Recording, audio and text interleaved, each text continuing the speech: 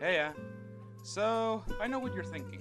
This isn't a fan dub, or an A and B, or whatever the hell this is. This is Billy, all systems go! Nope, I actually wanted to try something different, and, well, I made this. I still have no idea where this channel is heading, but hey, let's just enjoy the ride. So for those who don't know, September is a very special month for my country, dear old Mexico. We commemorate the day that some priest guy called an entire town in the middle of the night and shouted, "Fuck Spain!" and started a war for independence. 217 years later, and here we are. So, since it's a special month for my country, I decided to put together a list of my favorite Mexican characters in video games. Now, this is just my personal opinion, on one per franchise, and all of that generic countdown bullshit. I'll be judging them by how I enjoyed them as characters, and that would be it. There's nothing else to it. Let's do this! Hey look! A Sega IP that isn't Sonic! Who would have thunk it? Meet Amigo, the most stereotypical character on this list, but goddammit he's adorable! The colors in these games are so bright and filled with light, it makes me want to grab a pair of maracas and dance as well.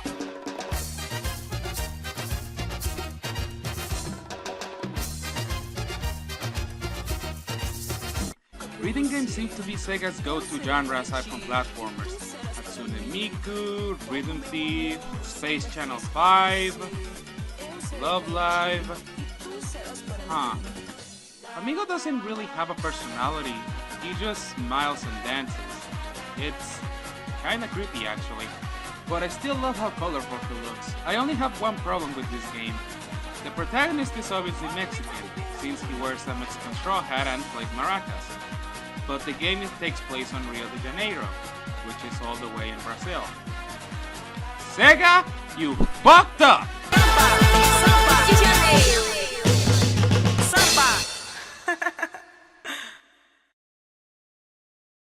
How is your dear sweet Paula? Is she hanging in there? Fuck you! Oh boy. Suda 51. We're on weird territory now. Fuck all your seatbelts, everyone. This is Garcia Hotspur, a demon killer that... Wait, his name is Garcia? Huh. I see the people that made this game didn't know Spanish names. Well, whatever. He's a demon hunter that pissed off this third-looking monster that decided to kidnap his girlfriend, and now he has to go on an odd crusade to get her back. Alongside him is his gun named Johnson, that kept getting longer, harder, and girthier. If you couldn't tell, this game enjoys making more sex jokes than your average try-hard pervert on the internet. I'm not gonna lie, this game kinda turned me off by how butt ugly it looks, but it grew on me a little. Kinda reminds me of Malice in Wonderland's art style.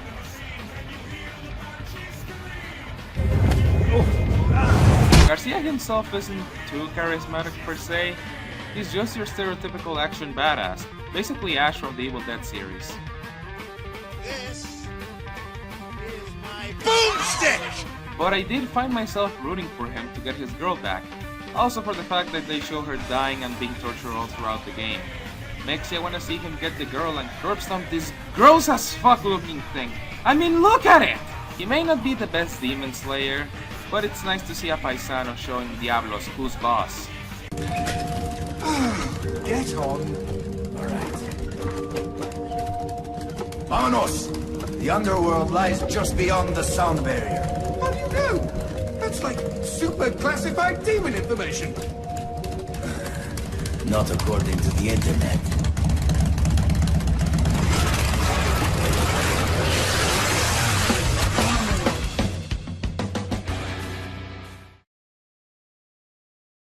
Oh hey! Overwatch! I'm sorry, but I just don't really care about it. Aside from a few characters, I'm indifferent to most of them. Summer was actually the reason I got interested in Overwatch in the first place, since it was around the time that she was rumored to appear. Not to mention all the stuff hitting on the game and trailers. I was legitimately hyped. Then she came out, and... I don't know. I guess I got my hopes up too much. I was expecting a puppet master able to manipulate those around her. And I got that. But not in the way I was expecting. She's kinda the young blood of the talent team, being the main source of comedy by being a snarky smartass. Does that make her a bad character? Fuck no. She's still one of the more interesting characters in the game, and I do actually enjoy her personality. Hell, she's the only Mexican I have seen that knows a lot about technology. That shit's rare! And hey, she has some pretty good dance moves.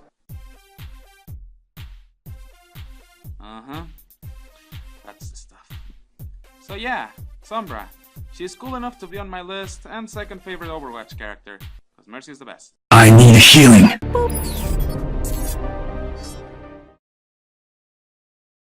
Fallout is a series that I just have recently been getting into. I don't know, I guess walking around a nuked US is fun. And the way things are looking, it may happen sooner than we think. Speaking of something depressing, Raul Tejada is just that, but in a good way. He used to live in a ranch with his family near Mexico City before the world went to shit, and unfortunately for Raul, he was pretty damn close where the bombs fell. He and most of his family survived, until a bunch of raiders attacked the ranch and he and his sister had to escape, leaving the rest of their family behind. It doesn't help the fact that thanks to the irradiation, his skin's starting to mutate him into a ghoul. But he still found something to live for thanks to his sister, until raiders appeared and decided to kill her. Good fucking lord, this guy can't catch a break, can he? Still, once you find him, he's so broken he doubts he can be of any help to you since he's old and isn't as sharp as he used to be. But once you go around the wasteland showing him that even old people can still be helpful to those around them, he starts to line up and can become either a gunslinger or a repairman. Normally I choose the repairman, but come on, the gunslinger outfit is too cool to pass up. Raul is the embodiment of all dogs can still learn new tricks, and surprise surprise, he's my favorite companion in the game. And given that he's voiced by Machete himself, it's easy to see why. Hey, I'm one of you. Don't eat me. Eat the smooth skin. Oh, sorry, boss. So shine on, you ghoul cowboy.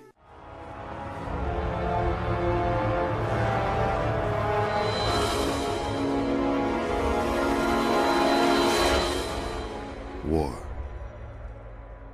War never changes.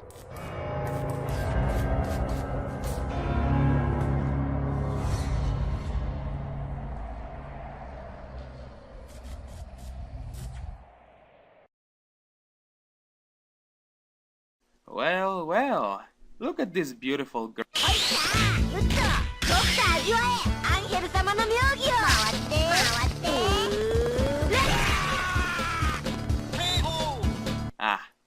I'ma keep my mouth shut now. With beauty to rival a goddess and with the strength to beat 1,000 devils, it's Angel from... Sorry, I've been a bit sick lately, but she comes from... She's a fighting game character, but surprisingly has more sensibility to other races than Capcom and other companies. AKA, they don't just make them luchadores or slap a sombrero on them. Shout out to Pepe Rodriguez, Ramon, and T-Sock. Also pretty good paisanos, but back on topic. Angel is my favorite character from roster, just for how good of a character she is. She originally worked with an evil corporation alongside Ice Popsicle and some other dude. While she did do her job, she constantly questioned if she was doing the right thing. She shows a laid-back and fun-loving personality, but can be sadistic as hell when on mission. And after a few games, she left the corporation and went on to never appear in another game again. Kinda sad that her story never had a satisfactory conclusion. Oh well. Or so I'd led you to believe, for you see, she actually makes her triumphant return in King of Fighters 14, and she's better than ever. I have no idea what the future will bring for her, but I just hope she still looks great while doing it. Holy shit, did I just say King of Fighters? The King of Fighters 14!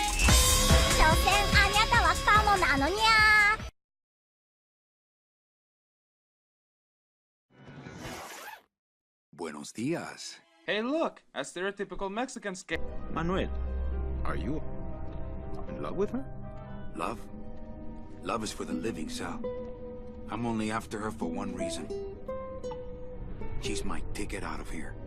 Oh, Manny, so cynical.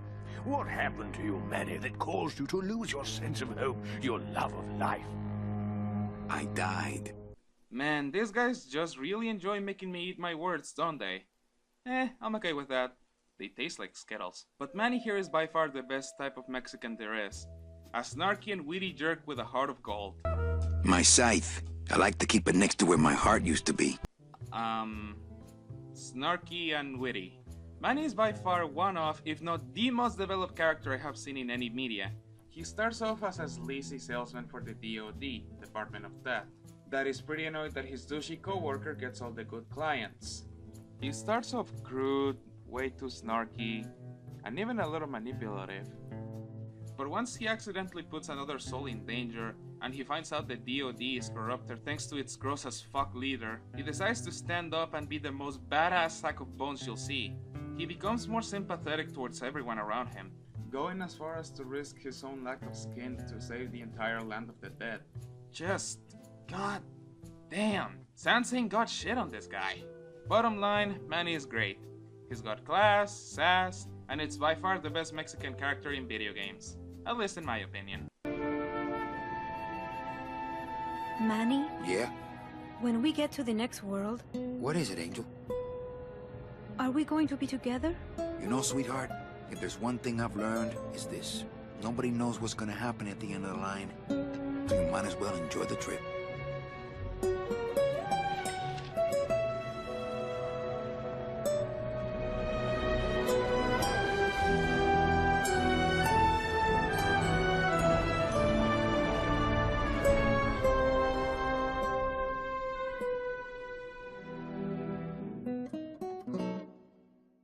This was Zero Blaster, and hasta la próxima.